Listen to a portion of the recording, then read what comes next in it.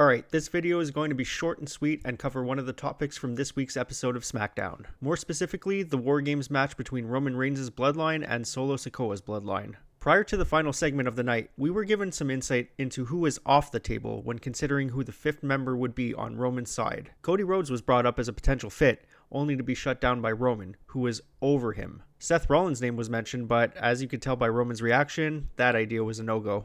Roman's mentality going to SmackDown's last segment was that they would enter War Games as a four-man unit, and they ride or die as a four-man unit. Sami Zayn, Jimmy, and Jey Uso all appeared to be reluctant, but knowing the situation was dire and they had run out of options, they had no choice but to agree. This is why I think the big surprise of Paul Heyman returning was such a big deal. Similar to Jimmy Uso's return, Roman's options had run dry, only for a face from his past to come back and provide a solution. Paul Heyman revealed that War Games would not be 5 versus 4, but 5 versus 5 instead, pointing to the entranceway. That's when CM Punk entered the fray, taping up his right hand as he stormed the ring and immediately went to blows with Bronson Reed, who was named as the 5th member of Solo's bloodline just 1 week ago.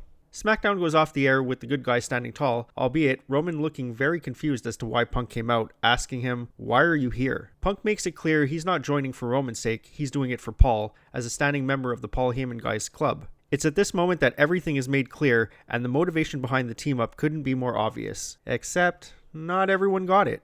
Recap over, let's jump into the meat of the video today on why I think this team makes perfect sense. And not only that, it actually sets up future storylines that some may not realize just yet. This is why I think CM Punk joining the OG Bloodline makes perfect sense.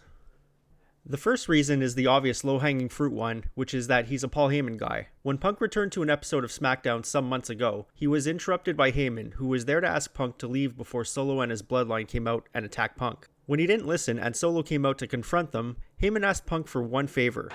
Take me with you? Now, eventually, this rebellion of Heyman against Solo's bloodline came to an exploding conclusion when Heyman rejected Solo as the tribal chief, leading him to being put through a table and taken out for months. While this was happening, Punk was rather engaged in a feud with Drew McIntyre, which explains his absence from Heyman's attack. Now that he's cleared up and exorcised the demon that is Drew, he's free to seek revenge for the man who believed in him all these years. As I mentioned, Punk told Roman he was there for Heyman, and there's no greater motivation than retribution, which is not an ideal that is new to CM Punk. This isn't a team up for the sake of gathering as much star power for one match. It's the case of unlikely allies aligning themselves together with one common denominator, Paul Heyman.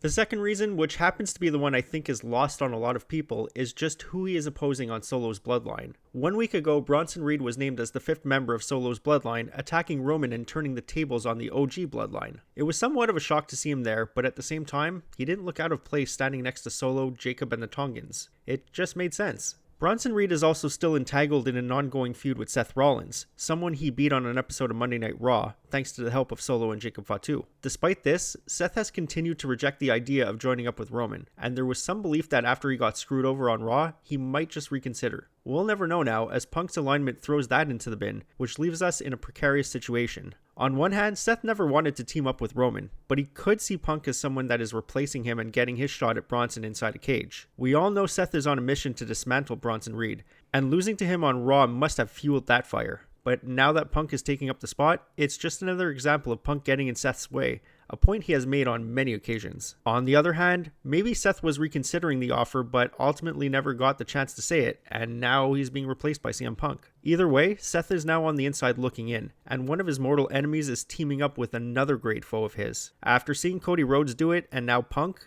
this could be what sets Seth over the edge and turn into a full-fledged heel, much like the motivation Kevin Owens had when he turned. Punk's team up with Roman may just be crumbs being left behind for the eventual match between he and Seth Rollins, which could very well main event any PLE.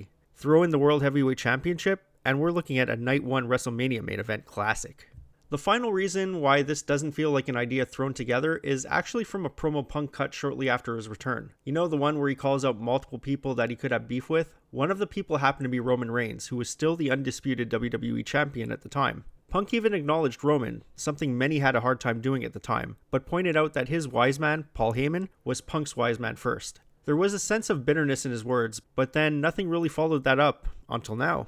As SmackDown came to a close, Roman said to Punk that Heyman was his wise man, to which Punk responded with, "We'll see. I don't know about you guys, but that smirk Punk had when he said that could very well lead to something happening at Survivor Series. It could also be a wink and a nod to Punk knowing Heyman better than anyone else and understanding that Heyman will always benefit himself first, and when it's no longer beneficial for him to be someone's wise man, he's gone. Perhaps Punk knows something we all don't. To me, this was the best possible outcome for Survivor Series, and I don't just say that as a CM Punk fan. This team up makes way too much sense and has a year of history to look back on and realize there's more to it. Let me know what you all think in the comments down below. Were you surprised Punk became the 5th member? Does it make sense to you now, knowing all these details, or does it still feel thrown together? I was already excited for this year's War Games, but things have now picked up exponentially, and I cannot wait. That does it for this one. Let me know if you liked this video by hitting the like button. Subscribe if you really liked it, and hit the bell notification for more content down the line. As always, this is Sean Talks Wrestling reminding you to be kind to one another and stay safe.